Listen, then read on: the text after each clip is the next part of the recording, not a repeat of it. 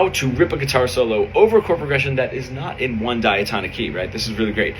This is what we do in the chorus a little later on. Well, starting the chorus, right? Just playing like really blocky pentatonic guitar solos that go nowhere, starting them to moving that throughout the neck, right? Now we're getting to this. This is the chord progression that I use. It's Jammin' by Bob Marley, right? And it's a 1 minor to a 4/9, which brings us immediately to B Dorian, right? And then it's going to switch to a flat 6, that G major, to a 5 minor 7. I'm going to change it a little bit. I'm going to add the 7 here. So it's going to be a 1 minor 7 to a 4/9 to an E9. And then I'm going to do a G major 7, right, to an F sharp dominant. I'm even going to make it an altered dominant just to give me the functional harmony back to the 1 chord. Okay, cool. Now, can I visualize those chords, right? If I just take my 1 minor 7, can I play those in a couple of different areas around the neck, even some altered ones, like a minor 9 here, and visualize all 4 of those chords around the neck. Now it's starting to open up, because by this point I can play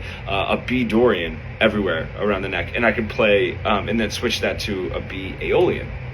But I want to really know how to make these melodies memorable, these solos memorable, and target the notes that I really want to target. Cool.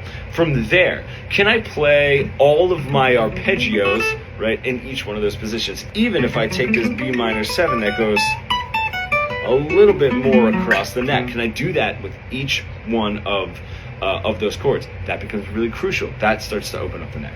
And then when it gets really creative, like after you're able to really get those arpeggios all up and down the neck, do I want to start making some really creative changes? Where do I want to do just arpeggios? Like a really great thing to think of is that natural 6 for that dominant, right? If I'm in the Dorian, how do I want to address that flat 6, that G major? Do I really want to hit that natural 6 and then go for that flat 6, or do I want to keep it a little bit more subtle? Maybe when I get to that 4 chord, I want to take that and I want to make it a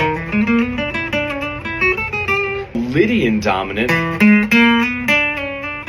and then get to that flat 6 with a chromatic, right? Maybe when I get to that altered dominant chord, what I would like to do is